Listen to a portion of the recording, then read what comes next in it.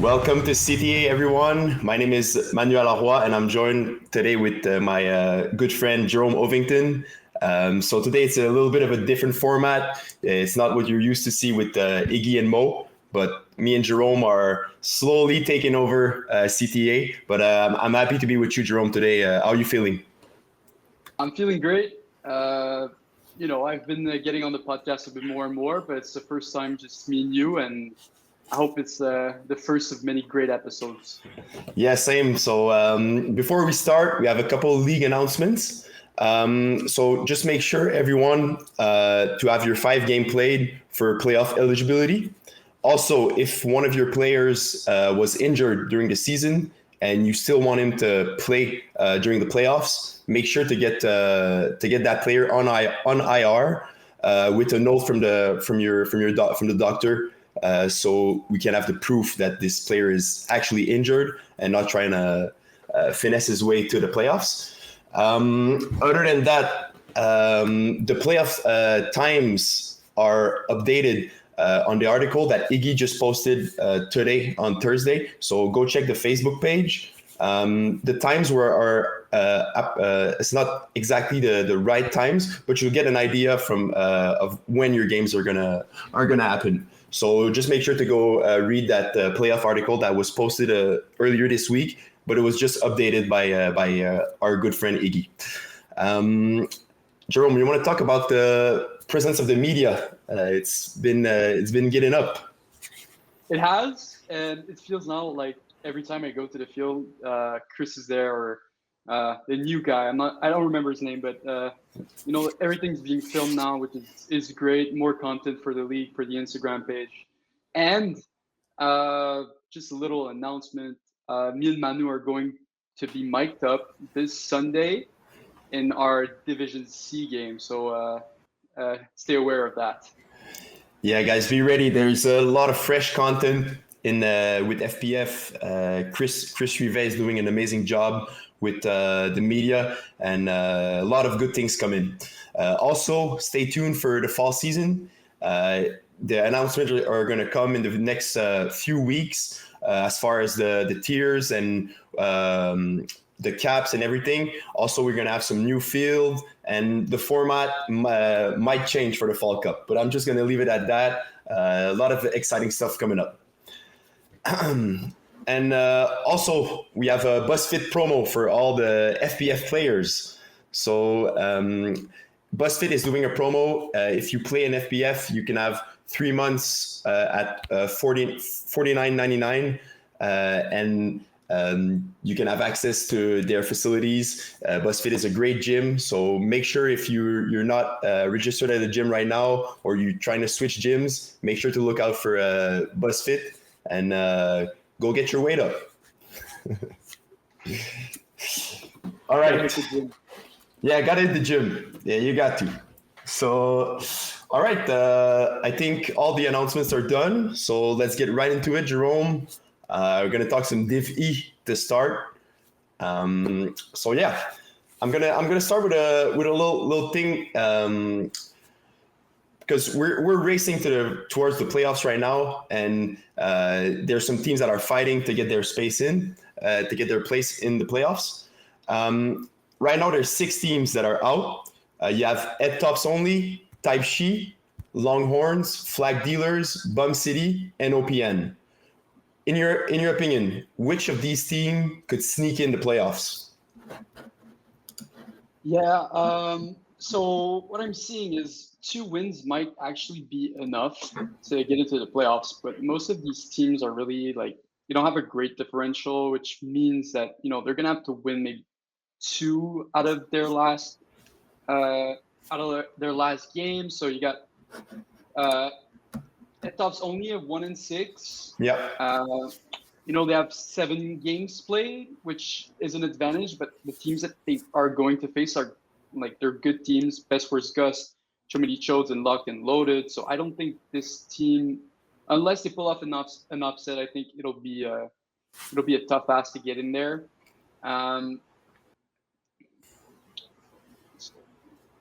Yeah. Also, Longhorns are a team that are probably going to have a chance of making it. Yeah. Uh, they're a good team. It's all really going to depend on matchups. Um, they got Bloodline and the Diddlers, which are still tough games. The biggest chance any team has of making it is. I'm sorry, it's and nothing's loading. Yeah, but to continue on what you said, I think that Longhorns have a good chance. It's a team that has been playing FPF. There's some veteran guys, and even though their season hasn't went the way they wanted, I think they've been in some close games. I'm looking at this right now. They got 2 games left, and if they can just win those 2, I don't think the other teams really have a chance. You're right about at tops only to have a game in end at 7 games played, but man, they only scored 76 points this season. It's a little bit low. I think the Longhorns offense is better suited, and between all those teams, you have flag dealers with 143 points scored, and they have 131. So I think that they can make a push and hopefully make it to the playoffs.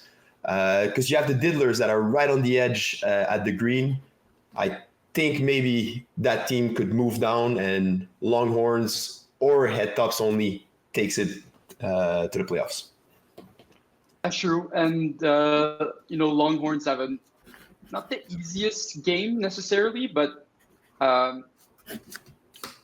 yeah, I mean they played Bloodline, which is 3-6. They've been decent, but that's a game that I think that Longhorns can take, and it might just be enough to sneak in there. But I don't expect much movement from the bottom 6 teams. I think it's going to be the teams that are currently in are most likely the teams that are going to stay there. But yeah, now we get to the point of the season where every single game matters, and you got to give it your all, especially if you're in a playoff race, and that also includes the team that are just on the edge of making it. Exactly, that's well said. It's not because right now you're in the playoffs that you can't be bumped down.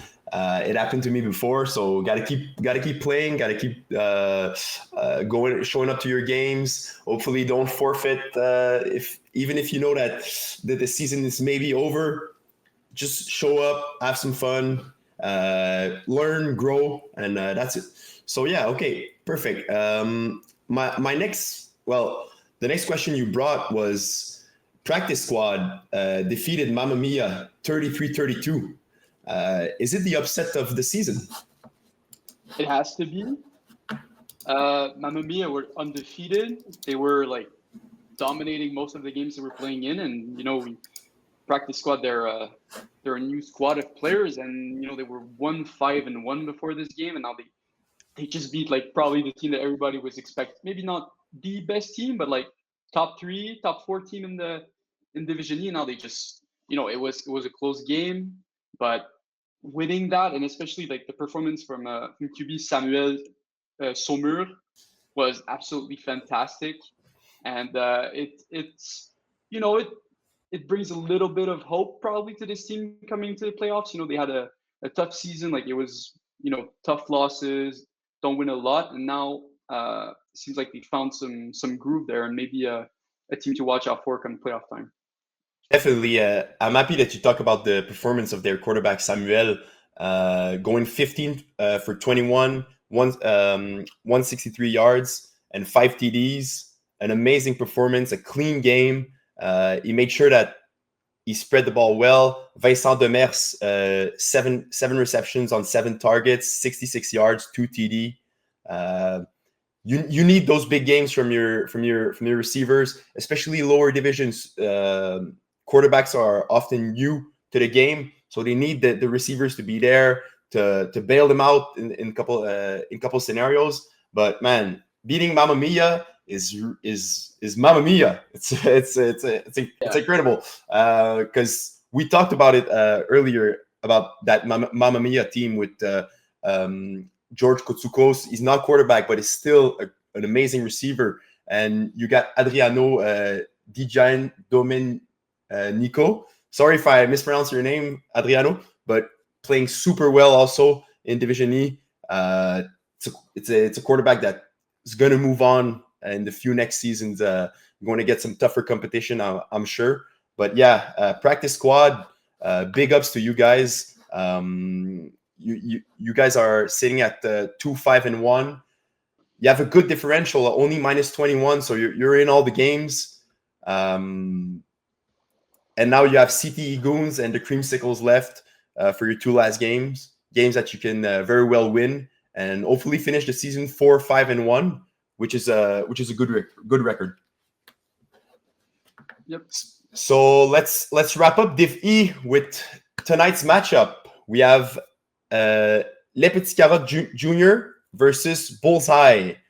Les Petits Carottes Junior are 7-0 and Bullseye 7-1. Let's preview it, Jerome. Let's look at this matchup. Yeah, so Les Petites Carottes Junior are 7-0. QB Alexandre Manès has been just amazing. 36 touchdowns, 4 interceptions, 8 sacks, which is a bit high, but not like critical. No. They've got a 214-point differential. They've only allowed 89 points and scored 303. We've played Les Petites Carottes, not Les Petites Carottes Junior, but we know they're a good team, and this franchise is becoming something now with somewhat of a feeder team now. I think LPC Junior are just really good, and it's not just like one receiver or one dominating player. There's a couple guys who are really making a good impact, and QB is spreading the ball a lot. Laurent Beauchamp, Jason Reyes, Emile Descoteaux, Mathis Ledoux. Like, I think 8 different players have scored a touchdown so far this season, which is amazing. Like, QB gets everybody involved, and their defense has been absolutely ridiculous with 2 players with 8 picks, Mathis Ledoux and Laurent Beauchamp. And then you had Mathieu Thibault with 6, Emile Descoteaux with 5. So yeah, you're looking at like a truly dominant team, and now they get to face another team which has been dominant in Bullseye, who have not been maybe as dominant as LPC Junior have been. Mathis Sardina, their quarterback, 28 touchdowns, 4 interceptions, 12 sacks. It's not as great, but it's still very solid. And their defense also, a couple of players with a couple of picks. Yeah. And Joseph Ouellette has been the number 1 receiver with 379 yards and 12 touchdowns. I think that LPC Junior are the favorites in this one, but if there's any team that can beat them like for the remainder of the season, it's definitely Bullseye. I think LPC Junior is going to win. What do you think? Yeah, I like the points you're making, but I want to just look back at a little bit to Bullseye. That's a team I never heard of them. I think they're a new team to the league, coming in Division E, being 7-1. It's really impressive. Petite Carotte have the background of flag. They've played Division D. They're playing in Division C right now. Their higher division team. So they got guys on the squad that know flag, that know what it takes to win, because they've been in some. They have success in the past. It's not a team that's losing left and right. So, but Bullseye, man, I look at this and their defense. It's really impressive. You got a bunch of guys with 2 and more or more picks. One guy, Olivier Guérin, 2 pick 6, 3 interception, 2 pass defended. I think that team is really, really good defensively and will give Les Petites Carottes Junior a real good fight. And it's happening tonight. Well, it would happen yesterday because you guys are listening on Friday. But man, that's a great matchup and maybe a finals preview for Division E. So now, Jerome, let's move on to the women's division. Et on va faire un petit changement, vu qu'on on va parler français pour ce segment du podcast. Donc, en women's, on a 3 équipes qui se battent pour une place dans les playoffs. Il y a les Petites Miettes, les Boys et A-Town. Quelle équipe ne réussira pas à se qualifier, selon toi, Jérôme? Ouais, fait que là, on regarde vraiment ça comme quelle équipe parmi ces 3 équipes-là joue contre. Puis là, ce qui est vraiment intéressant, c'est que je pense qu'ils jouent toutes l'une contre l'autre. Euh, A-Town vont jouer contre les Petites Miettes et les Boys. Ouais. Euh,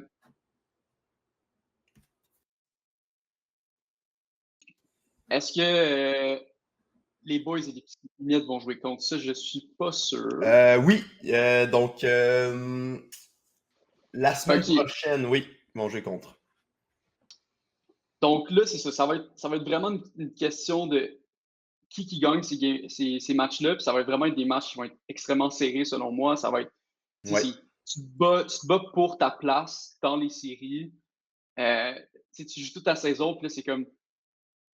On a joué bien, mais on a peut-être perdu des games qu'on pense qu'on aurait dû gagner. Puis là, on arrive dans une situation où il faut qu'on gagne des matchs qui sont comme cruciaux. Là, oui, OK, il y a 2 des 3 équipes qui vont les faire. Qui est-ce que je pense qui va être capable de sortir du lot?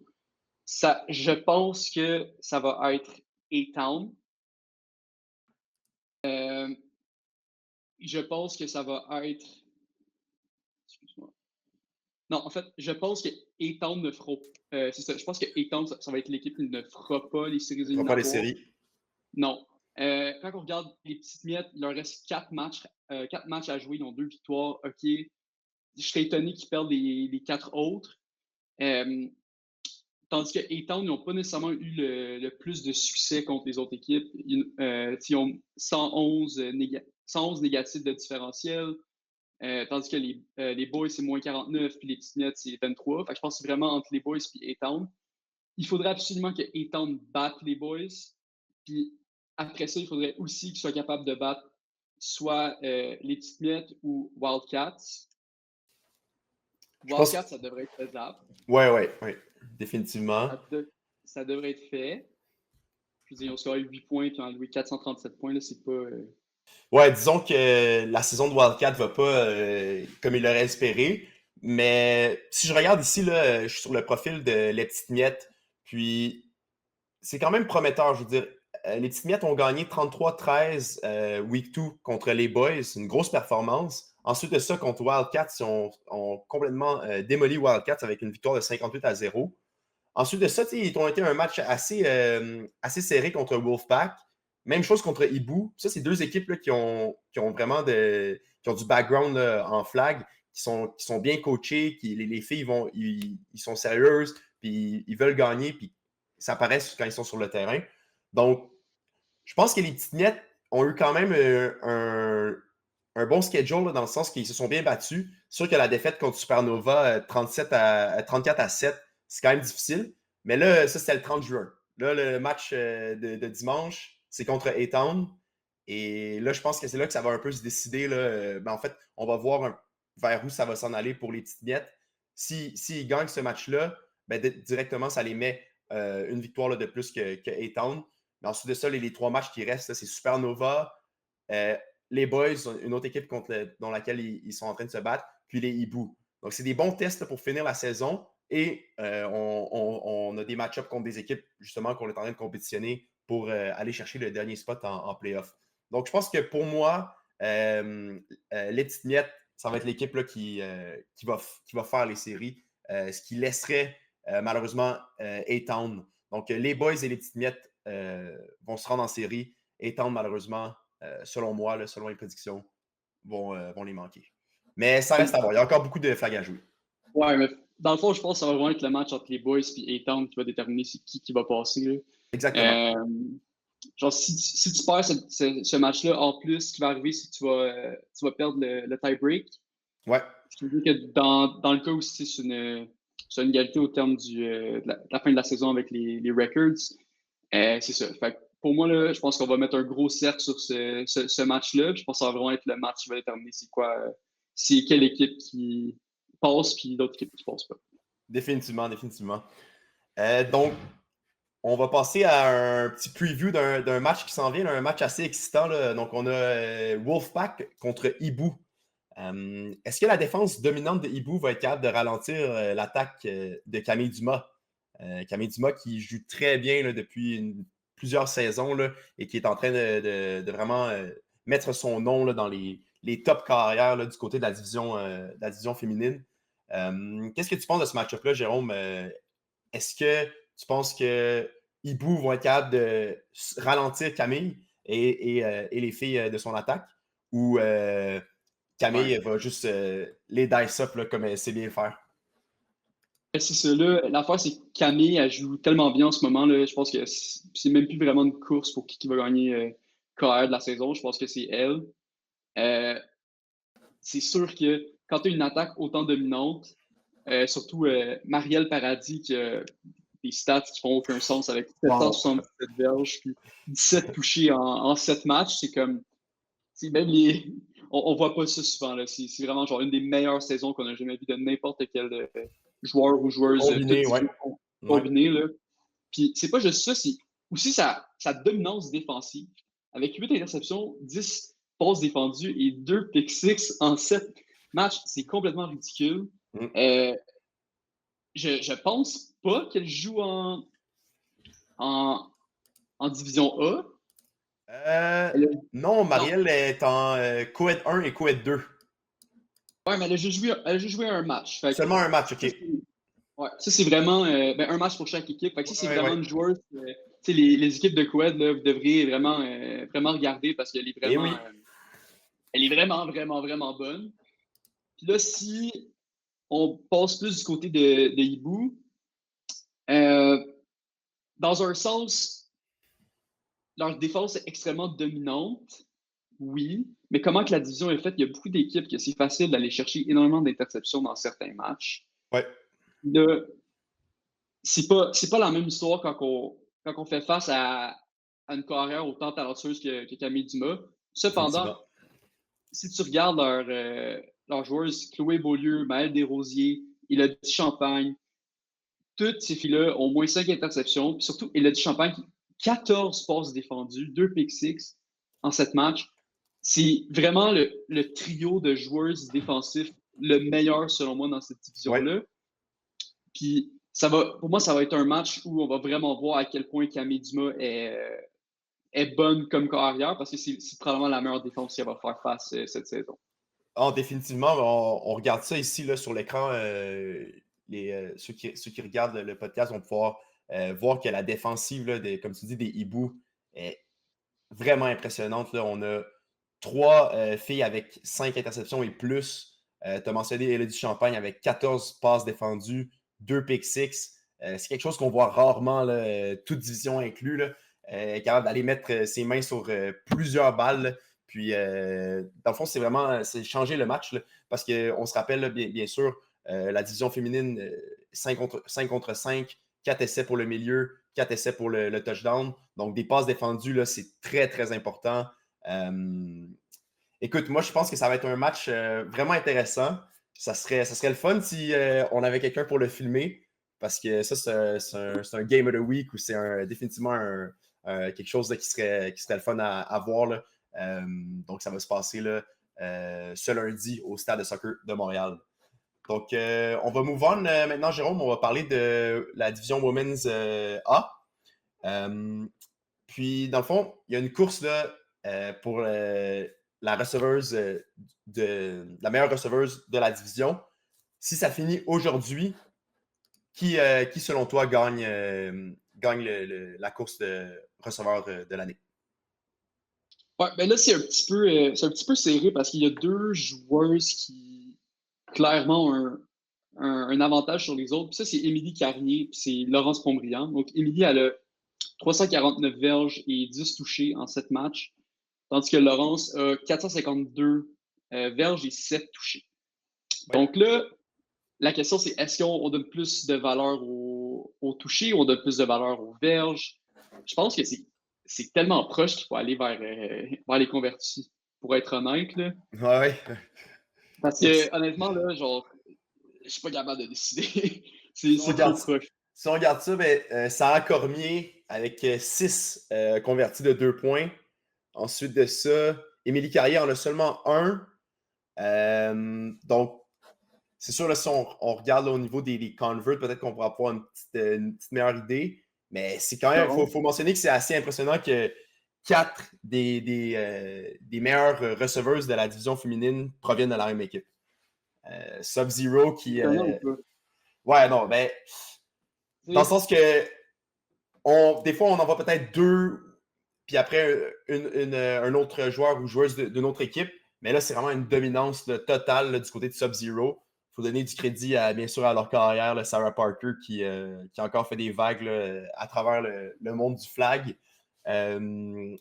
Écoute, si mettons, on veut donner un peu de love là, à d'autres serveurs d'autres équipes, je regarde Anne-Frédéric Tardif là, avec une excellente saison, là, 27 réceptions sur 30 targets.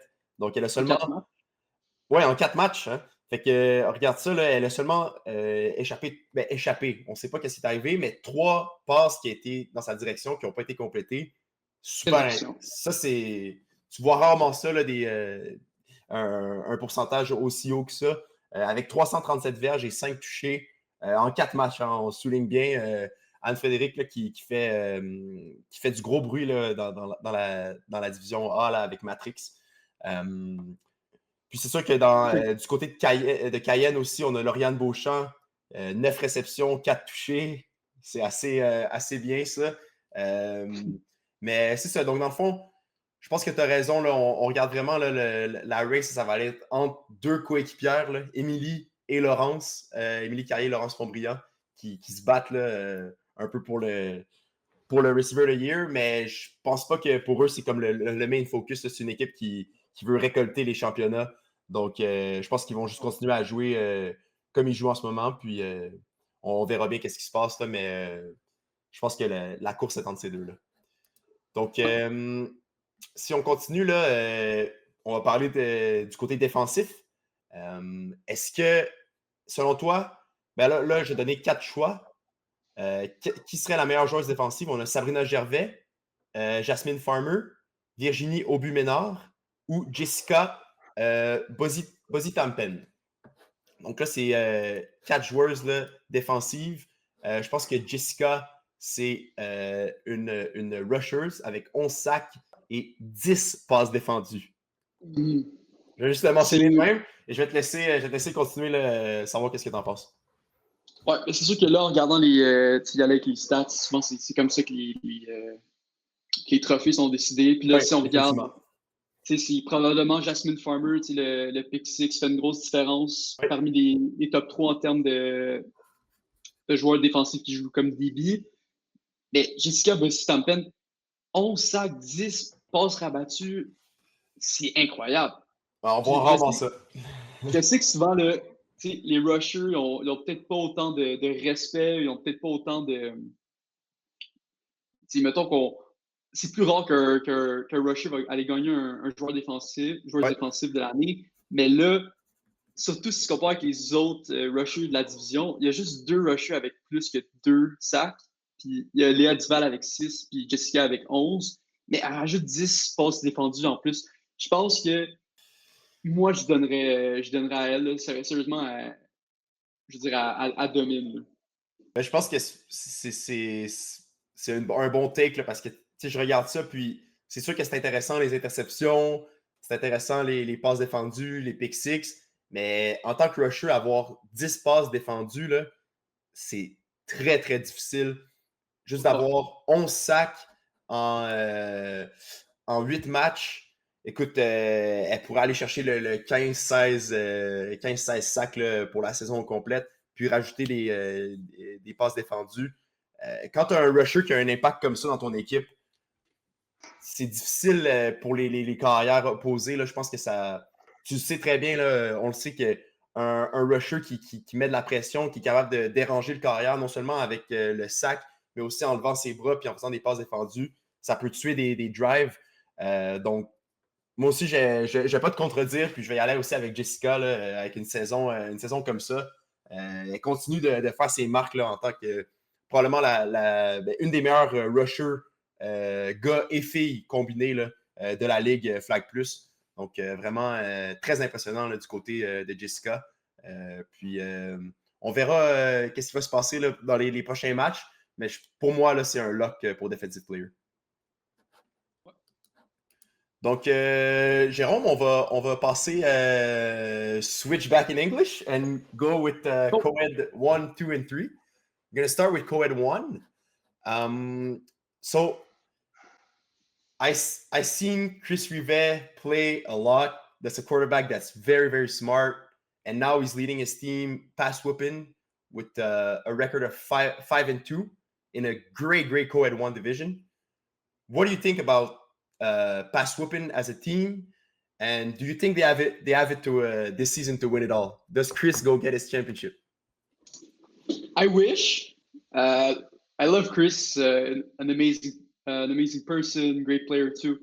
And I kind of maybe went the wrong way the last time I was on the podcast with Iggy, and he asked me to rank them, and I think I put them fifth. Oof. And Disrespect. Chris messaged me and was like, "Yeah, I see you, and I think he took that to heart. And he's been absolutely rolling since then. 49-13 versus Plenty of Fish, absolutely dominant. Destroyed Easy Fun, beat Kiss My End Zone, 4 wins in a row. Is there any question as to whether Chris is the best quarterback in co-ed 1 at this moment? I'm going to say yeah. I think he is. Definitely is. Leading his team on a 5-2 record, 39 touchdown, 4 interception. It's crazy. And we know how Chris plays. He's a system quarterback. He likes to take his yards and go for a shot, but he's been able to place his players very well on the field and utilize them very well. He's built a great team. They had Emerson Peterkin to start the season, but they replaced him with Kwesi Gordon-Mall, who is an amazing player and will definitely change your team. Emerson also is an amazing player, but a different type of player. And I think personally, Kwesi fits very well the offense that Chris runs. And also you have Mike Piercin on the squad, always going to do some damage. And yeah, to me, pass whooping is favorite right now to win it all, but it's not going to be an easy road because you still got to go through IG team, and that's a team that knows how to win. Has been there, done that. You know them. You playing against them a bunch of times. You know how they play. They play. Pardon? IG team beat pass whooping earlier in the season. I know. That's the thing. And they actually played tonight, so yesterday technically for when you see this, so we'll have a better idea after that game. But yeah, I mean, IG team is always the team you don't want to face. It's playing against Jinzi, who's really improved too at the quarterback position. And on the Kwesi thing, I think the biggest thing is Kwesi brings that defensive aspect that they were probably lacking. Yeah. Emerson isn't the greatest defensive player, and now you have Xavier Couture, who's been absolutely dominant as well. True. And you add Kwesi, who's got 3 interceptions and two of those being pick sixes so far. I think it really completed what Chris wanted to do with his team, and now they're just gonna roll and probably be the favorites heading into the playoffs. Yeah, so I agree with that. It's a really great point that Kwesi adds a different dimension to that defense, especially when you have Xavier Couture, an amazing player that very, very fast and reads well the plays. In 5 games, he has 5 picks, 3 PDs, and one pick six. What more can I say? Xavier is balling out, and Chris did very well in bringing him into his squad. That's a great player to have on your team. I talked a little bit about IG team. Now my question to you is: IG team has four games left. I'm gonna tell you the games, and you tell me if you think they win or no. Right. Their next game against Les Porcinets, is it a win? Win. Pass whooping. Tie. Okay. Hey, give them 1 point. For overtime. Overtime or tie. Okay. Then they play Porcinet again. Depends if Chris Vill is back. I don't think he will. So give me another win there. There you go. And they wrap up the season against Easy Fun, which is not an easy game. No. Uh, Give me another win. Okay, so you got them finishing the season with 3 wins and 1 tie, which would give them a record of 7-2-1. Uh, Probably be the number one seed at this point, depending on the points against with and how pass whooping the rest of pass whooping season fares out. But yeah, man, IG team. What can you say more about this team? It's a team that they mesh so well together. They play with intensity and they play with passion. And I just gotta shout out one of their receivers, Jafaya Jones, was playing very well this season. 16 reception on 22 targets. When I played against them, she was always ready for how Ginsley plays. He extends the plays and stuff, and he finds her and she's ready. She's there. She makes the play. Very impressive. She's like a little bit of a safety blanket for Ginsley. Very smart receiver. Very smart. Yeah, Finding exactly. zone. Exactly. That's what I was about to say. She finds the zones, and with a quarterback like Ginsley is not your typical like drop back and pass it like on the first read. He's gonna try to extend the play, and she finds the spots, and she has a great season right now. Really impressive. So let's move on to co-ed 2, Jerome. I'm also gonna bring a player from IG team that also plays in another team, Ludunor LDN as they are named. They have an excellent season so far. Uh, LDN and Stella has an amazing season. I'm gonna pull up her stats as we speak. Do you think she could win receiver of the year with LDN? Would that be unprecedented? I don't know if it. Female player winning receiver of the year in co-ed. Uh, I that's a great I don't question. think We have to I ask don't think Iggy. times. I don't think it has happened many times, but No, I mean, she's probably not going to win it, um, just based on the fact that it's very close, but she doesn't have enough yards compared to a player like Stefano De Seta or. yeah, I agree. But the fact that she's so close to these men, obviously another player I want to mention is Kayla Gauthier with 301 Yes, yards and 11 touchdowns. It's great to see these female players like really showing like what they can do, like getting opportunities that maybe they haven't gotten in the past. Stella has always been like extremely good as a receiver, and now she's got perhaps the best chance of showing it with LDN, and she's running away with the title of best female receiver right now. yeah. I mean, Stella is when I looked at the stats and I saw her play. I saw LDN play, and that's also a team that it kind of reminds me of IG team just with the passion that they have. They really go out there and they take it serious and they have fun also at the same time. Um, Stella is all over the field, 24 receptions, 418 yards, 12 touchdowns. She's right there with the likes of Emile Grégoire, Division 3 and plus a player, a guy that's amazing as a receiver. You play And Deve. yeah, exactly. I said Div 3 because that's the only thing I remember, but Stella is right there in the top. Uh, she's. I would really like that she wins receiver of the year because just Special. Yeah. it would be special and co-ed with the new format with 3 girls and 3 guys on the field. It changed a lot, and I'm happy that now we can see girls in the top 5, top 10 of receiving yards because before it was the usual suspect, the guys Yeah. dominating the top 10 spots. But now you have girls that are really showing that they can play with the guys and very cool to see. So keep it up, Stella. Now I have a little question for you because the Cavaliers They have a great season right now. Yes. An amazing season. Now they're going to face Fit Squad this Sunday, Loyola Outdoors. What do you think about that game? How does it fare out? Does Fit Squad have a chance to beat Cavaliers? And yeah, because Cavaliers have been really, really dominant. So what do you think about it?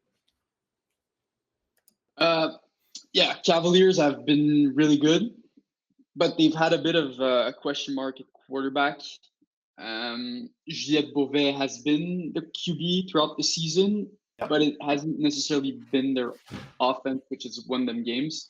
Obviously, the defense has really been the biggest thing for them with Emile Grouard 5 INTs, two pick six, Emerson Yep. with 4 interceptions, 3 pick six, Philippe Junior Frédéric, another very an up and coming player who's got a chance to do something special in the league if he keeps playing with 2 interceptions, 3 sacks, 5 PDs, and Vanessa Dove with 10 sacks and the pick six.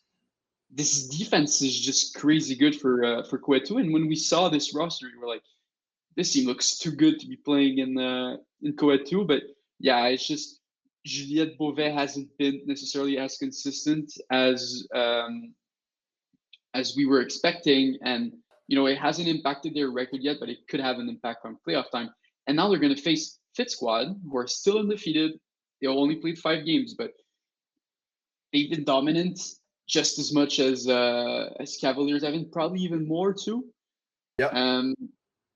The last 2 games, 45-8 against Pick Six, 43-19. They haven't played in a while, which could maybe be a bit of a rust coming in. But I mean, William Brouard has been just fantastic. 27 touchdowns, 2 interceptions, 3 sacks. David Michaud, 10 touchdowns in 5 games.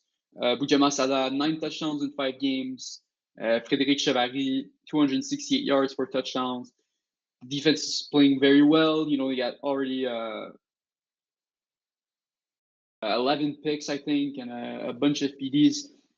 Both of these teams are very well rounded, but I think William Bois is a better QB than Juliette Beauvais, which is why I think that Fit Squad will win this one. Okay, that's interesting. But you know that Fit Squad will have time to shake off the rust 2 hours before their game against Cavaliers. They play, so they have Right. a double header, but still like almost like 3 weeks off playing. It's tough, man. When you come back, maybe you miss a little bit of your rhythm, but yeah, you're right. Fit Squad have been really impressive. 5-0 right now. Only played 5 games, so that may be the question mark. On the side of Cavaliers, you're right. Juliette Beauvais didn't have the craziest season, but she has athletes all over the team to make plays. And on defense, man, you said that okay, so Fit Squad have 11 picks total. Cavaliers have 10 pick six total. Yeah. So it's a bit wild how much they score on defense, and with the likes of Emile Grégoire and Jaden Edgill on the team, man, it's scary. It's a scary defense right there. So it's gonna be a good matchup for William Brouard, who has been very careful with the ball. Only 2 picks in 5 games. So that's a matchup to look out for in Co-Ed 2. Now let's move on to Co-Ed 1. And so Free Agent Squad is the last place right now on the standings. They're probably eliminated, unfortunately, because there's not really chance. Even though if they win out, they have a lot of points against. So unfortunately, I don't think they will make the playoffs. But that leaves one other team that's going to be eliminated. So it's between Chef Bandit, Ghosted, Pookies, and Gold Diggers. So between these 4 teams, is there a team that you think is unfortunately not going to make the playoffs? Yeah, so we'll start with from the bottom here. Yeah, Gold Diggers were 2-6, -83 differential, yeah. which is it's not bad, but No, they've been scoring way more recently, and they've won 2 out of their last 3 games, and they're really like going on a run at this point. They beat Les Pookies, who are they're a good team, um, 20-13, and then they lost by 1 to 1 Niners. They scored 46 points in that game. So impressive, man. and 1 Niners are a very solid team. So now you look at Gold Diggers and like, yeah, this team could like if they could win like 1 or 2 of their last games, especially against Ghosted, which is also a team that's a bit of a question mark whether to make their playoffs. So I think Gold Diggers would be a huge disappointment if they don't make the playoffs because they struggled early on, but they're really turning the tide now. If we go to now to Pookies, they have free agent squad left, which is the easiest matchup there, and they also have Ghosted. So there's a lot of implication between like some of these teams. They're probably going to win against free agent squad, and 3 wins should be enough to get in. So now we go to Ghosted, who, as we said, are playing Pookies and Gold Diggers. Yeah. They're probably gonna lose against Panini Pressers, but then the game between Pookies and Ghosted is probably the game with the most implication as to who's gonna make it or not. And then for the last team, Chef Bandit, once again, it's basically the same thing. They're gonna get probably kind of a free win against free agent squad, and are probably going to win it. So, yeah, it's hard to say at this point, but I think that it's the game between Ghosted and Pookies, which is really going to determine who makes it. So it's either one of those 2 teams who's going to miss it. Yeah. So me, in my opinion, yeah, you're right. That game against Ghosted against Les Pookies on Sunday, July 14th in Brossard will be very, very important. That game might decide, like you said, who's not gonna make, and who's gonna make the playoffs. But I just got to give a little shout out to Ghosted. It was an all female team in co-ed, Yes. so I'm always gonna root for these teams. We had I think Sub-Zero made the finals in co-ed 2 few seasons back as an all women's team. So I always root for these teams in co-ed. I think they have a good chance. It's sure that their points against are a little high.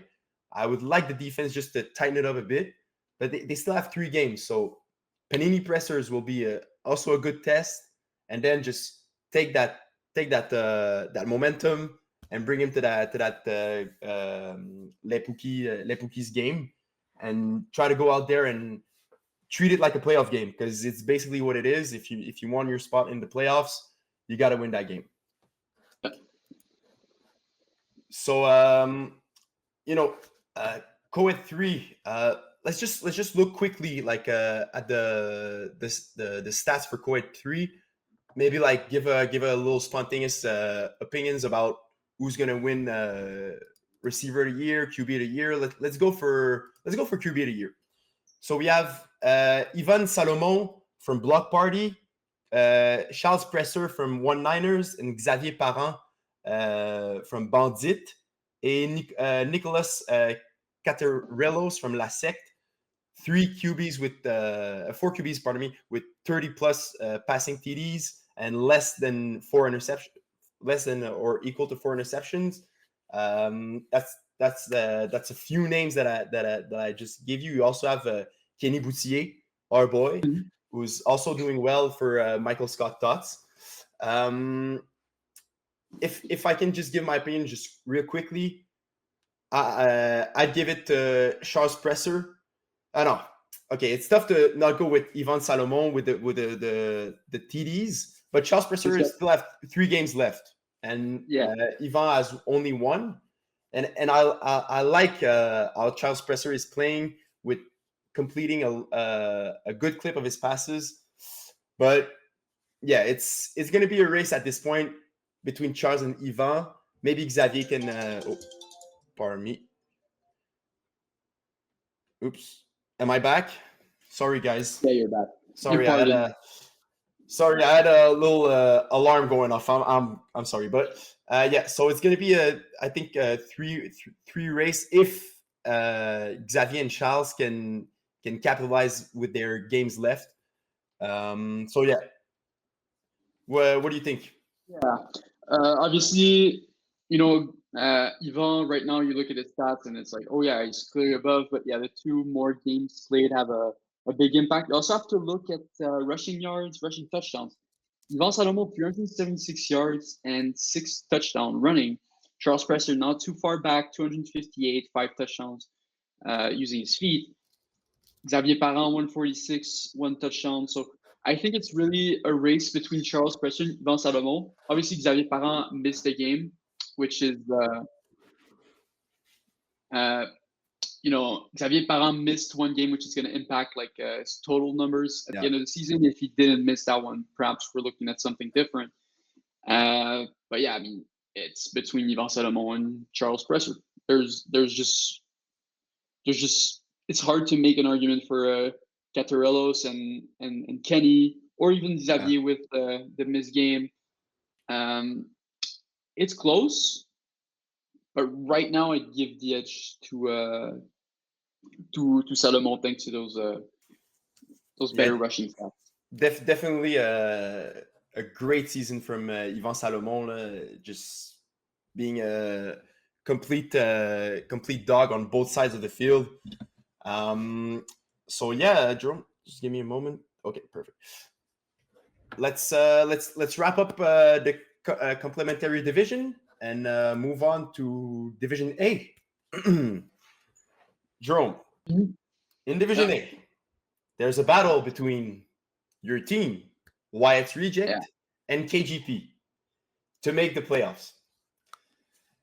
You're gonna face 2 times in their 3 remaining games. Yeah. Who do you think? Yeah, I know you're biased, but I can't say, bro. It's tough. It's tough for you to answer that question. But if you remove yourself from the situation, who's gonna make it out, and can they win in the playoffs? These 2 teams. Well, the thing is, you look at both of these teams, and they're just missing a little bit of something to win games. Which it's a lot of close losses. It's not terrible differentials. Wyatt's Reject's minus 56 through 7 games. That's like, you're usually you lose by 1 score. Same thing for KGP. You lose by 1 score.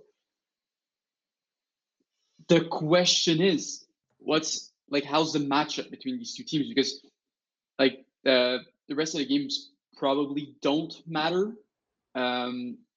Wyatt's Reject, they're gonna have to play Party Crashers. They did beat them early in the season. So, well, we did. I wasn't there, but KGP, still winless, but they were right there versus Braves the 2 times they played them. They lost by 5 to Braves. They lost by 4 to Braves. They lost by 4 to Party Crashers. Lost by 1 possessions to Bless. Lost by 1 possession to Mangoose. Both of these teams are very good. They just haven't been able to win games. It's just they're probably lacking a bit in terms of successfully converting, or not necessarily the best defenses. Not able to get enough stops. So yeah, it's going to be like very, very, very important games. Both teams, like every game is a must win, especially with the tie break and with the how that works. But yeah, I mean, KGP need to win at least Well, they probably need to win both. They would have to beat Mangoose, who have been absolutely rolling. I doubt that's going to happen. And then Wyatt's Reject win in week 1 versus Party Crashers is really the difference maker there. Yeah, there you go. You said it well, but with the two matchups between Wyatt's Rejects and KGP, that's basically like playoff games right there. Wyatt Rejects have a few games left. They both have 3 games left. So Yeah. the Party Crashers game for Wyatt Rejects is very important in a way that can give them a little cushion if they were to lose one game to KGP. But that next game coming up on Sunday, against KGP for you guys is really important, and it's going to be again a little taste of that playoff action. You guys have a quarterback in Iggy Valdez Manzanaro who's new to playing full time in Division A. It's a challenge for sure.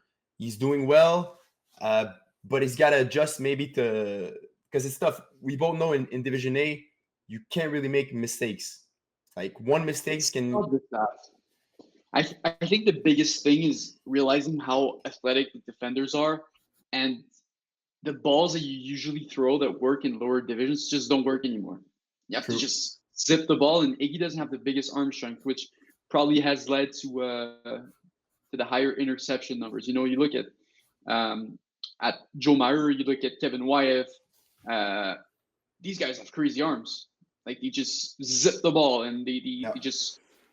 It's just you have to do that, and Iggy's perhaps lacking a bit of that arm strength. He's very accurate. I'll give him that, but yeah, that arm strength has always been a bit of a weakness for him, and he's got to mixing that with the adjustment of how defenses play in Division A it's fine. He's still scored almost 40 touchdowns this season. It's just high interception numbers, but it's expected in the first season.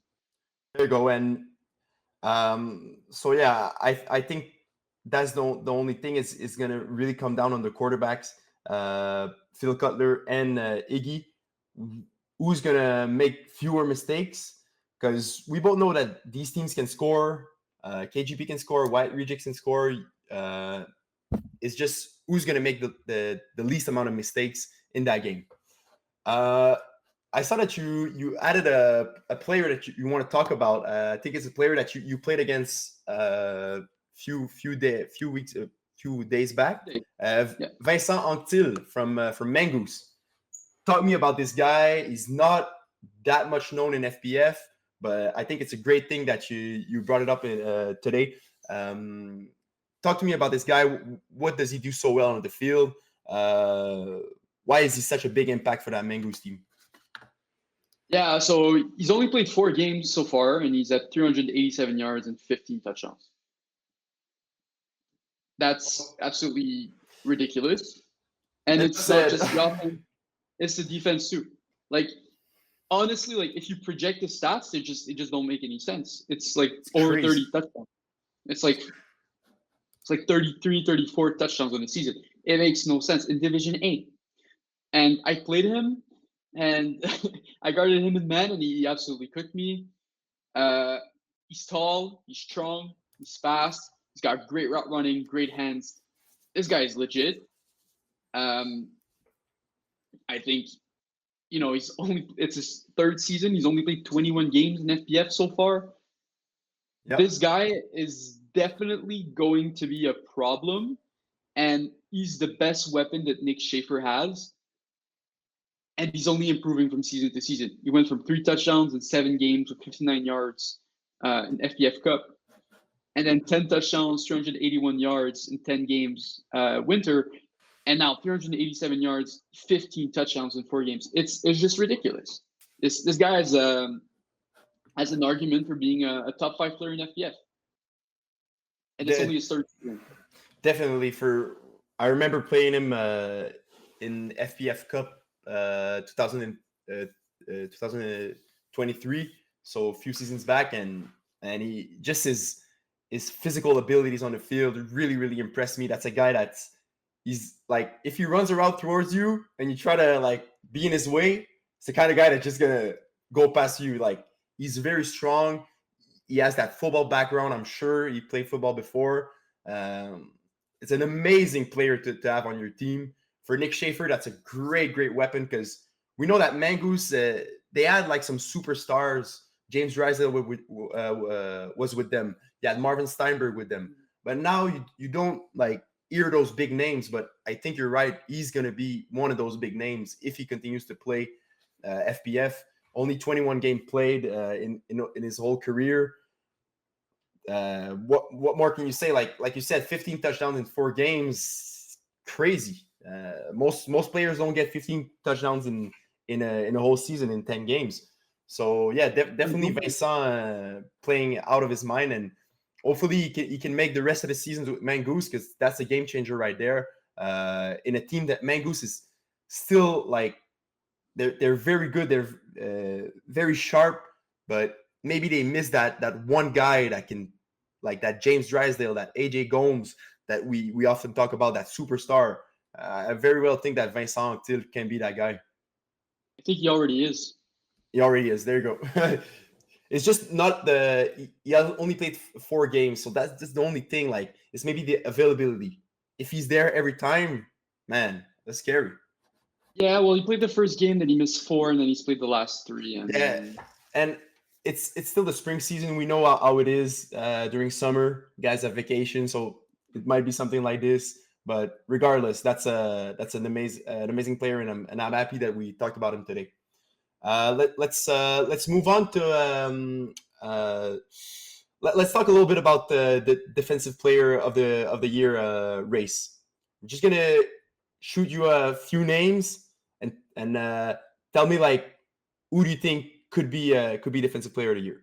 You got Mendel Joseph, you got Jonathan Maheu, that's big. You got Marvin Steinberg, Vincent Till, Sanders Armand, Kadeem Pierre from Party Crashers, and Inslee Adam from Blessed.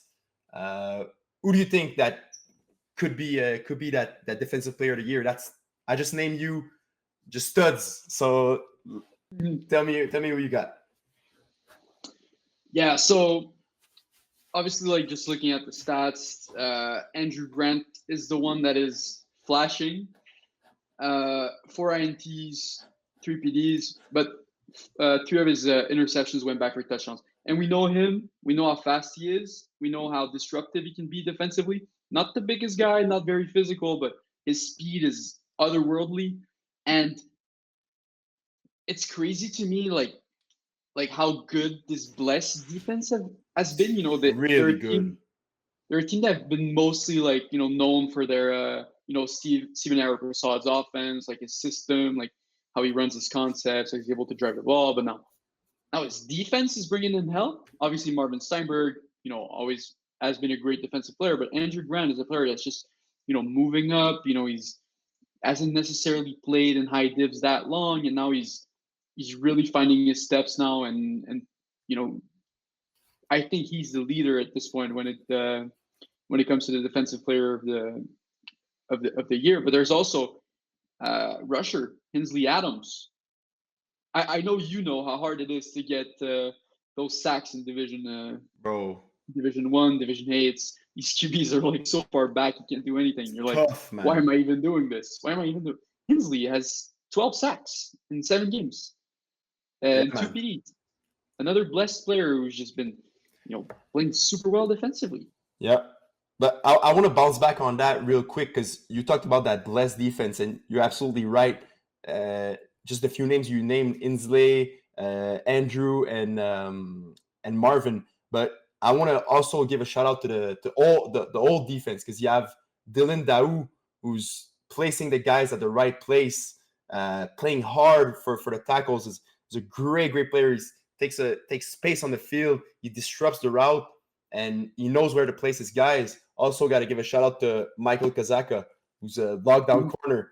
Played against him last week. Man was there all game, and got to give him a shout out. That Blessed defense is very, very good. They gave us a great fight. I'm talking about when I played them with Spearhead. They gave us a great fight. Did not expect that, but that's a team that's gunning for a championship, and they won it, and they play hard. And I think that that defense could very well be a key factor in the playoffs. Especially, yeah, if Steve is able to like be consistent, not throw picks, Yeah, as he has done a bit more than usual this season. yeah, If he had played better this season, we might be looking at a team that's 6-2, 5-3. Unfortunately, they turned 5 because their quarterback play has kind of been struggling. The one game willpower came in and lost, but yeah, this defense is crazy. We haven't even mentioned willpower on defense. that's it. That's you can go so far back with that team. They got ballers all across defensively and offensively. It's also a team that I wouldn't sleep on. So yeah, let's move on to 5v5, Jerome.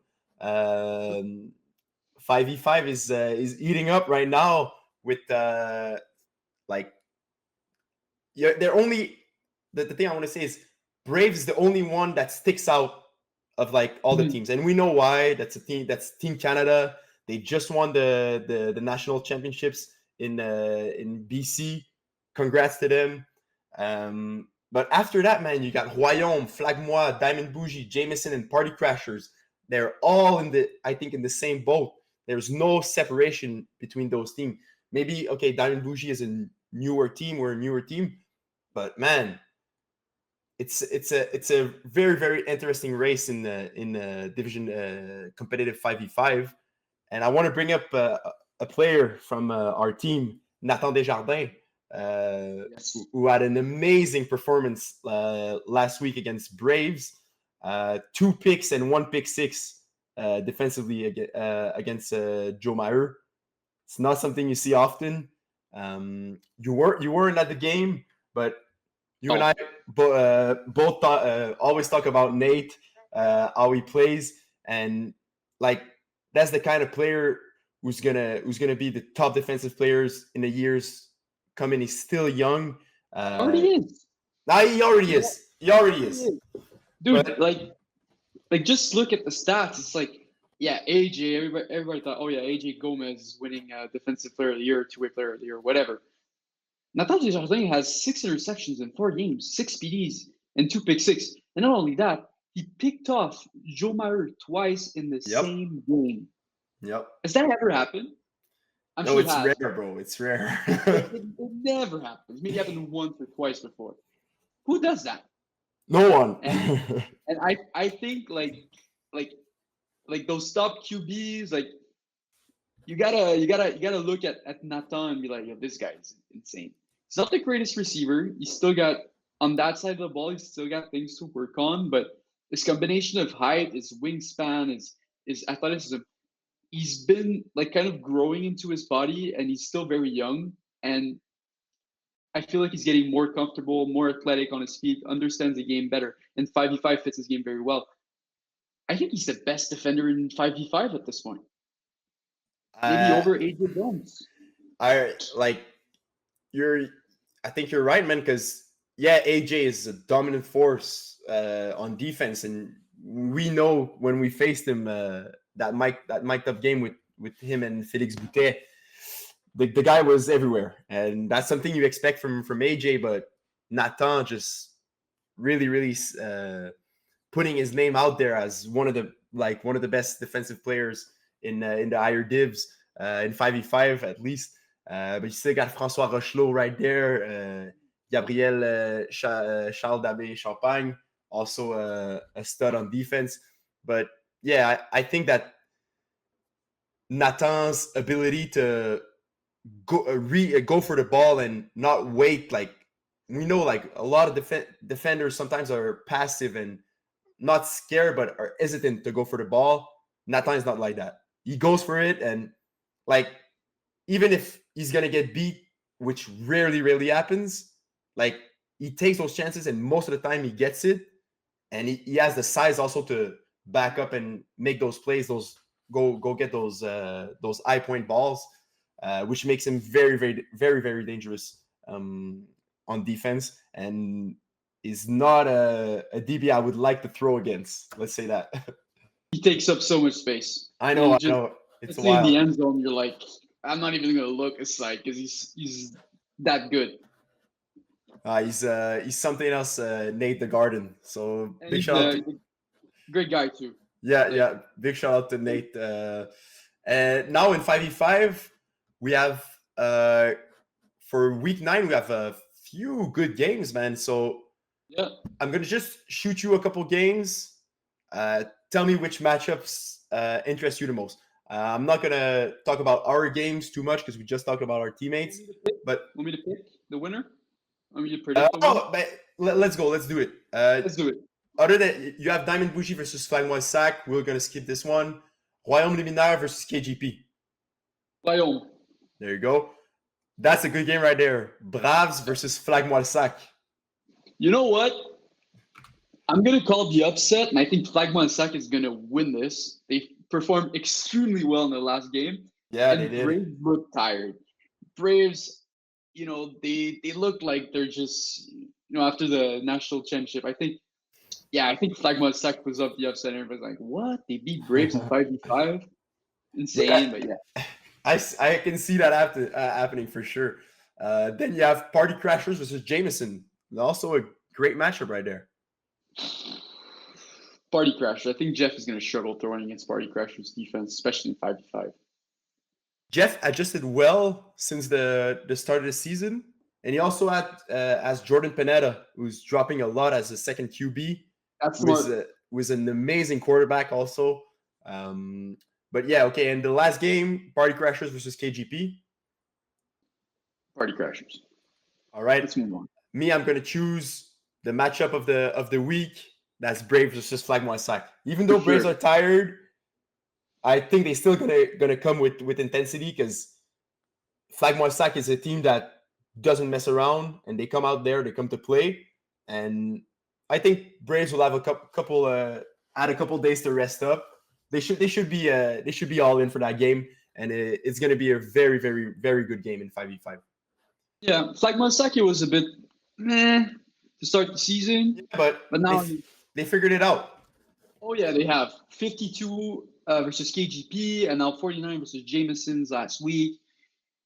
I think they're gonna push for that contender spot. Like maybe they're the team to challenge Braves. I didn't think Party Crashers really had a chance, but Flagmon Sac, if everything's rolling, like they're truly a team that could beat Braves if everything goes well. Definitely, it's gonna be interesting to see what happens in 5v5 for the rest of the season. So maintenant, passons à la division C. On va retourner en français là, pour nos auditeurs en français. Désolé ceux qui ne parlent pas français. Il va falloir quand même essayer de comprendre. Là. Comme Sanders, faites un effort. Comme Marv, exactement. Donc, je vais juste commencer comme ça une petite question pour toi.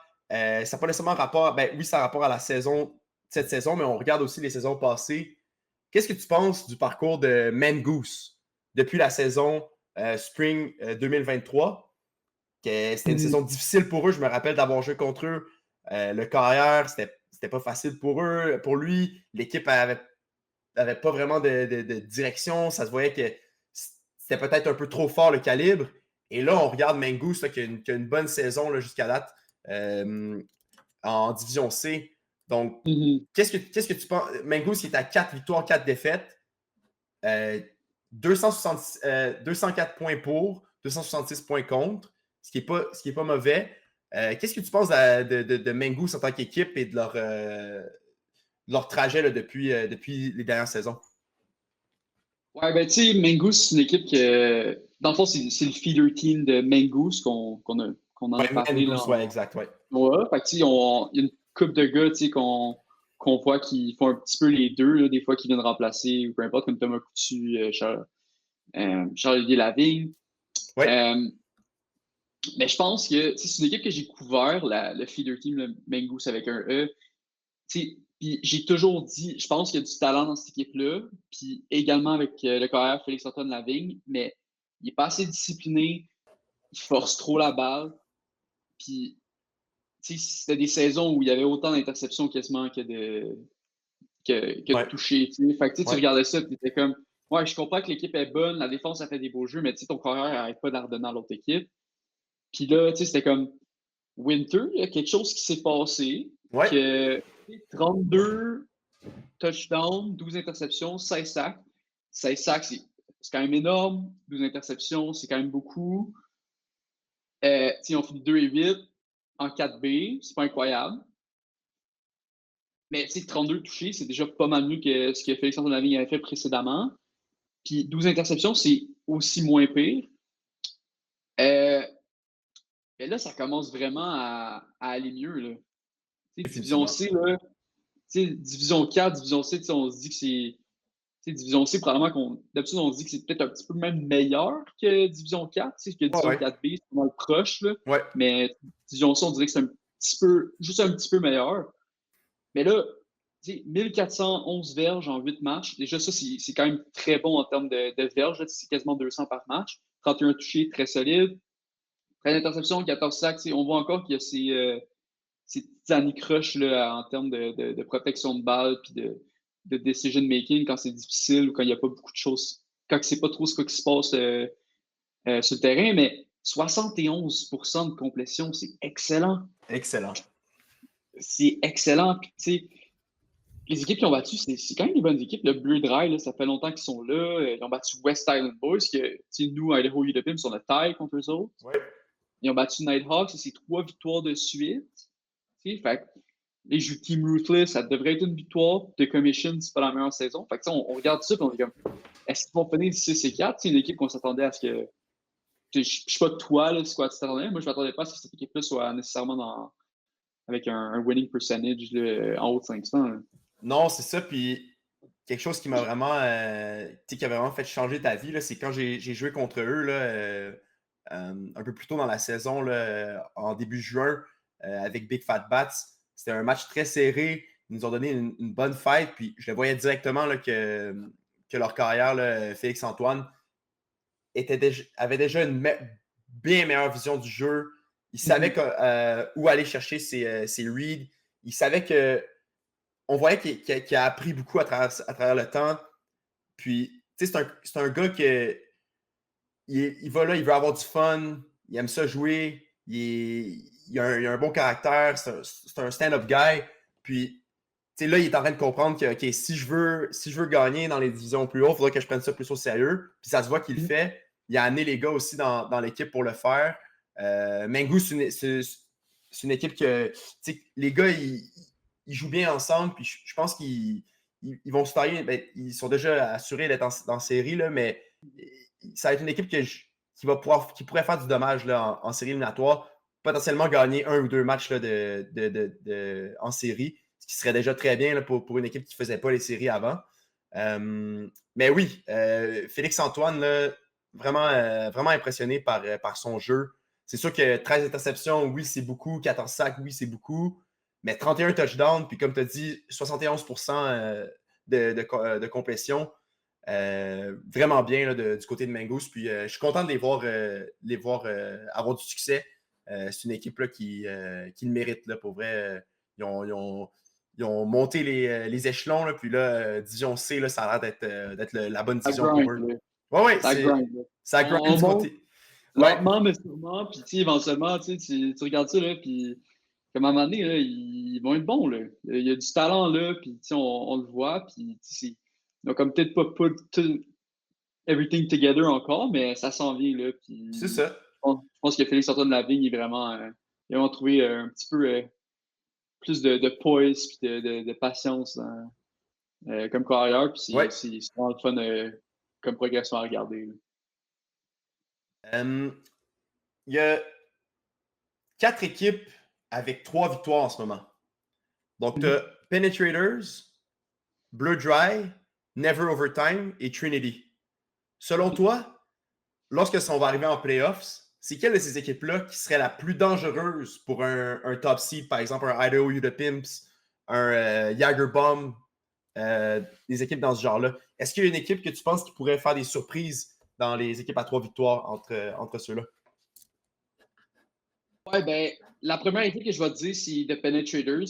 C'est une équipe que j'ai quand même couvert beaucoup là, dans mes articles, puis tout ça, considérant que c'est la division que je regarde, que j'écrivais pour. Ouais.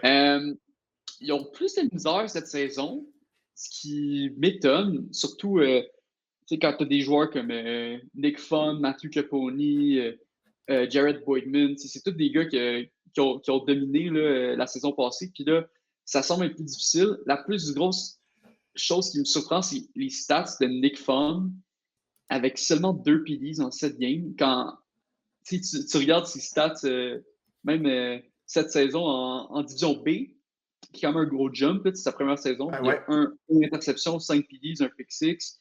Puis l'année passée, 15 sacs, 10 PDs. Peut-être que c'est le temps de remettre Nick comme rusher. Oui, Josh Jacobson, 5 sacs, c'est correct, mais Nick, c'est vraiment sa position là, comme rusher. Il est vraiment capable d'impacter la game. Fait que je pense que s'ils font ce changement-là, ça va être une équipe qui va être capable de faire des dommages dans les séries. J'ai joué contre Trinity. J'ai été impressionné. Je pense que c'est une équipe qui a énormément de talent. Là. Jean-Félix Marquis, c'est un très bon carrière. Marc-Antoine Vien, c'est pas le gars que tu le regardes, tu penses pas nécessairement que c'est le meilleur joueur. C'est un excellent joueur. Excellent. Très intelligent. Ouais. Je pense qu'il m'a coach en fait dans le passé. Puis, tu sais, évidemment, on parle de Louis Bégin, c'est un gars qui est extrêmement dominant défensivement. Là, il fait toujours des interceptions, il fait toujours des gros plays en défense. Fait que ça aussi, c'est une autre équipe qu'on regarde et comme, ouais, ben, c'est peut-être pas l'équipe que moi j'aimerais ça faire face à dans le premier round. C'est comme, il y a du talent là, puis c'est définitivement une équipe qui pourrait causer des dommages. Bleu Dry, je sais pas, je pense que leur défense a trop de misère, puis c'est trop facile de scorer sur eux. Fait que, je sais pas, mais never overtime.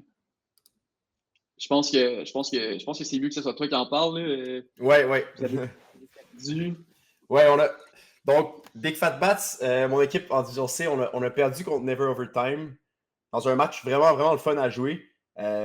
Écoute, pour moi, c'est eux l'équipe que je voudrais pas faire face là, parce que Ryan Carew, when he's on, he's on. C'est un genre de carrière que, tu sais, il sling la balle, il est confiant en ses reads, il va leader son équipe, puis quand ça va bien, ça va bien.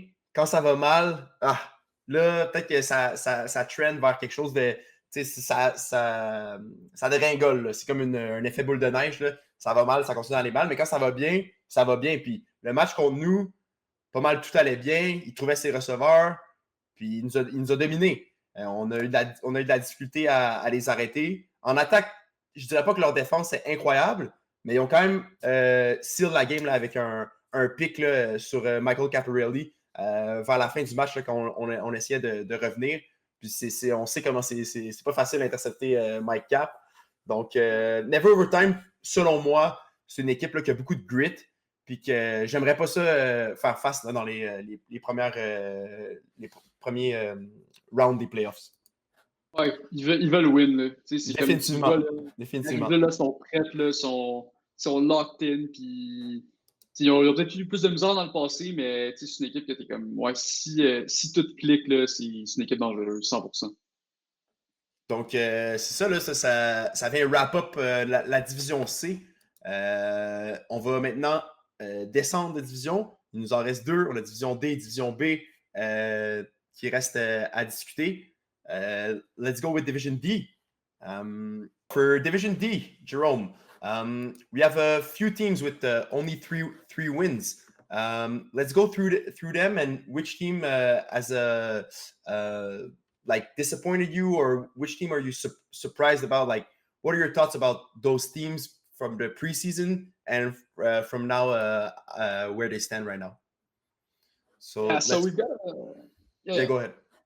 Yeah, we got a couple teams now. We got Ambush, V-Town, Cookie Monsters, no pun intended, Hail Marties, and Ballhawks. Yep. The one team I was really expecting more from was Hail Marties. Yes. I've I covered Marty Friedman's first season at quarterback, and he was really good. Like from the get go, like he always was solid. You know, high completion percentage, high number of touchdowns, low amount of picks. He's been moving up steadily, but not as fast. But I kind of disappointed by his progression. I don't feel like he's improved as much as I first expected him to. Like after his first season, I was like, "Yo, this guy's gonna be good." Um, but it's been so. Like 3-5 record. I probably expected this team to be um, in the positives. I still think they can turn it around and can cause some damage. But yeah, I mean, I've just been expecting more from Marty Friedman, and it just hasn't happened so far this season. Okay, so that would be the team that you're like disappointed in some sort that they are standing there at the only 3 wins. Yeah. Me, I think that Cookie Monsters could have a way better season. Like if I recall back to the Fall Cup 2023, that's a team that was in the Final Four, if I recall right. Félix Boutet getting better and better at quarterback. It's still a learning curve for him. He hasn't been to all the games, so you have Arthur Doyon taking over a little bit for him. I really wish that team would be higher in the standings, just because the past season they had, they were really good. Now maybe Tier 4 was a little bit less strong than Division D. I'm not sure. It's tough to say. But yeah, Cookie Monsters defense is also giving up a lot of points. 218 points against, which is a little bit too much. So that would be my team that I think could be better. Also, Ambush. I know that it's a team with guys that no flag and are play higher divs. I think that they could also be a little bit higher. But at the same time, like three wins, like it leaves them in the playoff contention, and they're still in. So it's going to be interesting to see what's going to happen during the playoffs. I'm not sure if there's going to be a split in Division D. Do you know if there's a split? I don't. With how many teams there There's a are, I lot of wouldn't teams. be surprised. Yeah, I wouldn't. So Be exactly. surprised. So these teams at 3 wins probably gonna be in the Div D1 and gonna face against like the top teams. So will be interesting to see how they fare out in the rest of the season and in the postseason. Actually, no. There's a so basically for the playoffs is group winners will be the top 5 seeds, and we'll get into Okay. that. Seeds 1 through 12 receive a first round bye, Okay. and then wild card round with the lowest seeded teams. So yeah, it's going to be a long playoff Yeah. in Division D, but no division split, and there's huge implication for winning your own division now. No, exactly, and that 12th seed also is nice because you have that bye and like just advances you, and you can like see which team you're going to play, and it's always good to have that bye week. So in those teams like Ambush, V-Town, Cookie Monsters, no pun intended, Il Marty's, they can very well be in the top 12. So they're still in not a bad spot. I think at 3 wins, give them they still have life. They're still in the race. So Yeah, I'm not that disappointed about all those teams, but I wish I could see Cookie Monsters a little bit higher in the standings for sure. yeah. I think both of these teams we expected them to be in the top 12 seeds and Definitely. get a bye, but it's not over yet. But it's not looking good at this point for. No, that's it. So let's look at the QB of the year race in Division D. Is there a guy that stands out to you in the quarterbacks? When I pull it up right here, You have Adam Malinov from Snowdon Delhi Gens with 37 touchdown, 4 interceptions, 7 sacks, 106.5 QB rating. Not the highest completing percentage, but still having a great season for Snowdon Delhi Gens, who are 8-0 also. Yeah, well, this race is kind of up for grabs at this point. Obviously, Manny Bezogis, Yep. very solid stats as well. Maybe a bit higher on the interception and sack count. Marty Friedman, who we talked about, probably too high in terms of interceptions. There's Cal Fulkerson, 30 touchdowns, 790s, 7 sacks. Not incredible, of course, but I think the guy that we need to be looking at is Noah Groper. Yes. And his stats may not flash to you as much, but he does have a game in hand.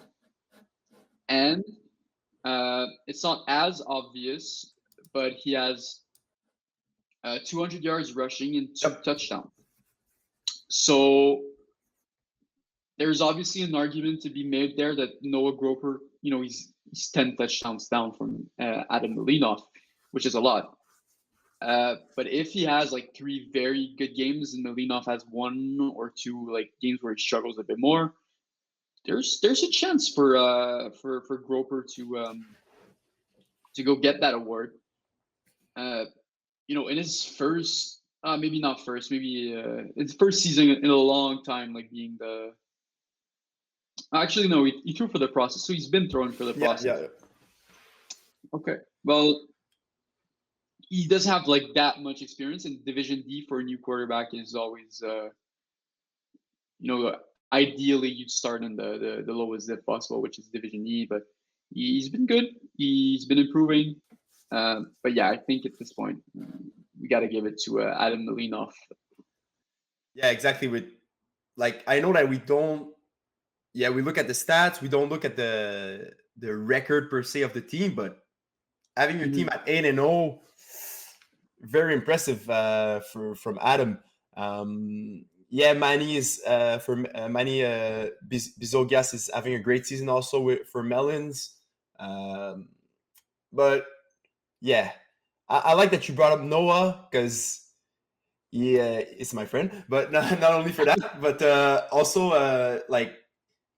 it's a good challenge for him. Like I think Division D now is stronger than it was when he first played, and he's doing well. Only 5 interceptions. It's very good. Took 8 sacks. Yeah, that's not too bad. But yeah, the 200 rushing yards makes him a dual threat quarterback, which is all very nice to have, and also could weigh in the QB of the year race. Even though he has 10 less touchdown than Adam Malinov who is in the first spot. Yeah. But yeah, so 8. It's doable. It's doable. It's not over yet. No, for sure. So before we wrap up Division D, let's look at the 5 group leaders in Division D, because Division D is split up in different groups. So let's look at the 5 groups leader. Do you think that there's one of these 5 groups? Which one of these 5 groups deserve least the first round bye? Well, it's not necessarily a first round bye there. I kind of messed up there. top 12 teams, but yes, there is seed implications. So who you're going to play next? Yeah.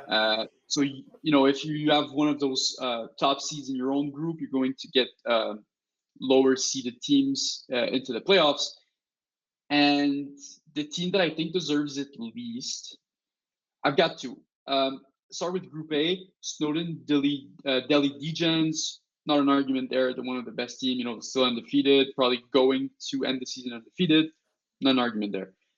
Group B, Old Pats, 5-3, 31 plus 31. Only 180 points scored. QB Simon Girard hasn't been necessarily incredible. more sacks taken than touchdowns, but they have a great defense. Samuel Sommer, who we've talked about earlier, I believe, 7 interceptions, 4 PDs. I think this team had kind of an easy schedule and didn't necessarily have like the most impressive wins. You know, last week they lost to Black Shinobi by 2 possessions. They Yeah. lost uh, by like 27 points versus Love Me Sexy. I don't think this team deserves you know, a top seed. If we move to Group C, Love Me Sexy, very solid, 6-2. Not guaranteed with Notorious CIG also at 6-2. It's going to be a close race in that one. Bandits, Melons, both at 6-2 in Group D. Both solid teams. I think Bandits are going to pull away in this one thanks to their great defense. And then probably the most contested between two teams is Group E with Jager Bombers and Black Yep. Shinobi. Yep. Jager Bombers 6-2, but only 34 plus 34 differential. Lost to the process 25-6. Won by only 2 against Cookie Monsters. They lost to Snowden Deli Degens. They've been playing better the last 2 weeks, but I'm still not convinced that they're a better team than Black Shinobi. What do you think about Black Shinobi? But I saw them played at Marie-Victorin. That's also a team that's really, really, really like I'm impressed with them. They play very well. I think a couple guys are still learning like the flag game, but man, that's a team with players that have experience in flag also. So it's a mix of both, but yeah, it's only allowed 121 points against, plus minus the differential of 105. I like it. Yeah, they lost 3 games, but they lost to Cookie Monsters, who we just talked about. Then they lost to Ale Marty's, but it was week 1, and they lost to SNP by 2 points. So, like, Yeah. I like Black Shinobi. I think they can make some damage, and they could potentially take over that first seed in their group if they were if Jager Bombers were to lose their next few games. But yeah, I like Black Shinobi. I think that's a team that could very well be in the Final Four. Pardon me. Oh, they're Final going to be Four. dangerous. You know, Definitely. their 3 losses, they lost by only like the most they've lost by is 3 points. Lost by 3, lost by 2, lost by 3, and against some good teams. We talked about Hale Marty's. I think they're good. We talked about Cookie Monsters. I think they're good. S&P, very good. Yep. It's just a couple plays maybe not going their way in those games, but like they're definitely a team like you don't want to face them in the playoffs with their athleticism defensively, like with how many athletes they have, and with Samuel Mombo, quarterback who's been improving as well. I think it's going to be a team to watch out for in the playoffs. Definitely. I think keep an eye out for Black Shinobi Division D. Now let's wrap up the show with the final division that we haven't talked about, a division that we both play in with Kiss My In-Laws, Division B. So there's a thing everybody know in Division B. There was a team that like forfeited the whole season. So 848 aren't part of the league anymore. So that makes that results in every team in Division B makes the playoffs. So there's not really a race for making the playoffs. Do you think that changes the mentality of the teams that are playing that now, like the regular season, like yeah, it matters for seeding, but everybody makes the playoffs. It's like the Fall Cup. Everybody makes it. Do you think that changes the mentality and how they play? Yes and no, because you still want to win. Like every single team that's playing in Division B right now, they want to win. There's no question that all of these guys are competitive. Like taking a loss is always a bad thing. Like we lost to One Stop on Wednesday, and Yeah. you know how heartbreaking that was. We were 6-1. It's like we were 6-0, moved to 6-1. Mm-hmm. None of these guys, none of these teams like losing. So No. it's like from game to game, it's like we just want to beat the team that's in front of us. It does not matter. So no, I don't think there's really a mentality change. I don't think anybody's thinking about seeding either. We just want to win, Yeah. and that's what I think is great about this division is that every team is there to win. Even Beer Belly Brigade have been struggling. Like they're gonna come out and they're gonna be in it. Like they're gonna be like really want For to win. sure. They want to prove themselves. Like so yeah. What do you think? Yeah, but personally, I think like it changes a little bit the mentality as far as like you don't have that thought in the back of your mind. Oh, I might miss playoffs. I might miss playoffs. Like you go out there, you want to win, but the loss doesn't hurt you as much. So that's the only thing I've thought about. But it's like you said, every team wants to win. Every team's going to go out there and is going to play hard. And man, you look at the division, like Beer Billy is 0-7, but the rest, from Heavenly Suns to all the way up, is four win teams. So it's very balanced division. It's really Obviously, cool. forfeits kind of Oh, play yeah, into that. true. I forgot about this, but let's say Still, it's still nice to see that like every team is pretty much in like competing. So it's cool. It's very cool. There's a big game coming up between Heavenly Suns and Silent Ticklers. Who do you got, and how do they win? I have to go for Silent Ticklers because I don't know how they stop Jordan. Jordan Pineda. Yeah, I just don't know how. Obviously, I think that James Drysdale will also be missing. Um, yeah, I haven't. probably.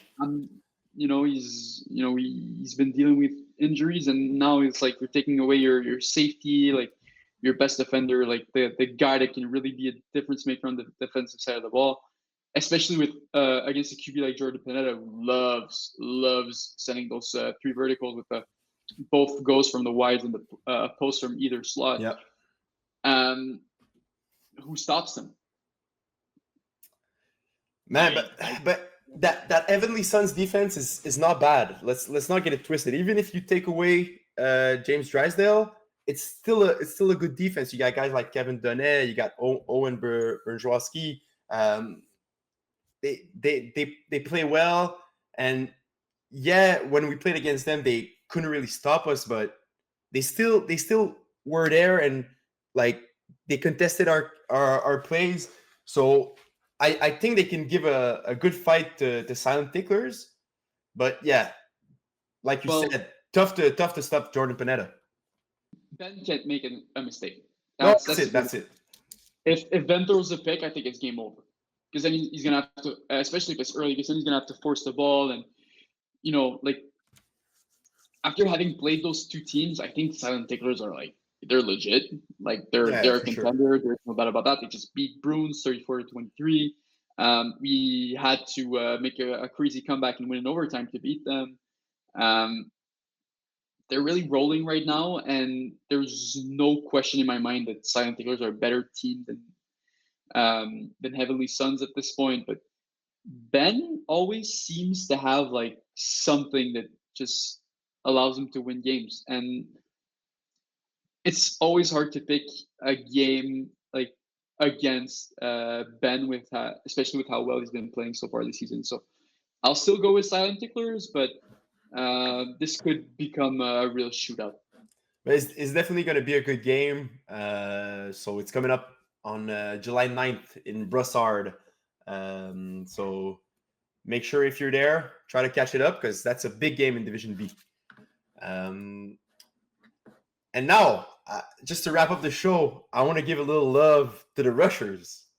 Do you think that Gab Wiseman or Luca Lecchese can dethrone the pretty boy Ethan Adrian.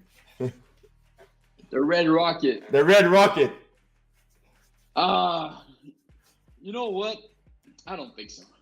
How many games do infantry have left?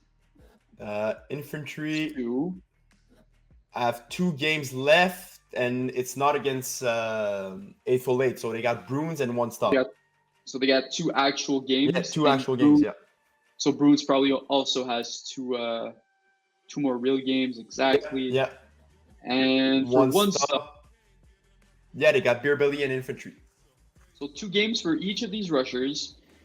1 stop have Beer Belly Brigade. Hey. Which would help Luca.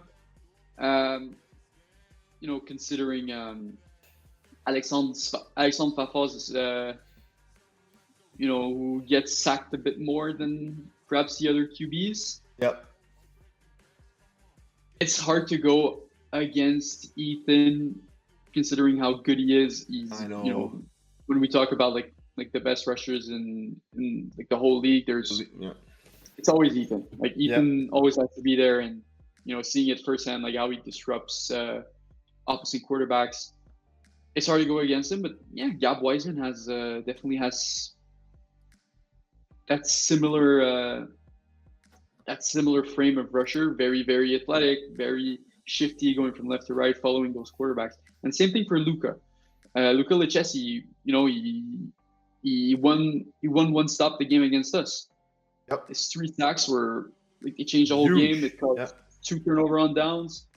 He was the MVP of that game. Perhaps he didn't get like all the flowers he should have after the game, but he definitely played an amazing part in that team win. Yeah, and like you said it well. It's tough to dethrone Ethan. Like he's so dominant as a rusher. He's the kind of guy that changes game, that forces your quarterback to get rid of the ball quickly. But Luca is kind of similar in that way, that like he gets there very fast, and if the QB like hesitates, he's gonna grab the flag. A little bit like Ethan. So I gotta give love to Luca. That's my teammate also in Division C. But yeah, we look at Gab Wiseman, 10 sacks, 1 PD in 8 games. It's very good. Also, Gab Wiseman is he's a guy that been playing FPF, plays everywhere. You can put him defense, you can put him QB, you can put him wherever. Put him rusher. He's making a mark also. So I think it hurts me to say because I love Ethan, but I think someone is gonna dethrone him for the sack, and I won't say who it is, but it's my boy. We know who it is. So you think Luca? I think Luca got it, but it's gonna be hard. But like you said, he's playing Beer Billy, so might have some opportunities to get a few more sacks to his. And watch out for Zach Albert's-Gill, obviously always. Hey, that's it. He's a little bit further down the list at 5th in sacks with 7 sacks this season. Not that far back. No, not that far back. Only 4 sacks behind Ethan, and we know how hard it is to come out with sacks, especially the higher division you play. So, guys, that wraps up our new edition of Calling the Audible. It was a pleasure today to speak with you, Jerome. It was very fun. Hopefully, you guys enjoy the new faces. It was the first time we did it on our own without Daddy Iggy and Mr. Mo. But always appreciate having a flag chat with you, Jerome. And yeah. Same day. So, guys, thank you very much. Make sure to look out for the game played, injury reserve if you need. Also, check out the article about the playoff dates on the Facebook page and on the Flag Plus football site. And so that's it. Enjoy and have a great rest of the season, guys.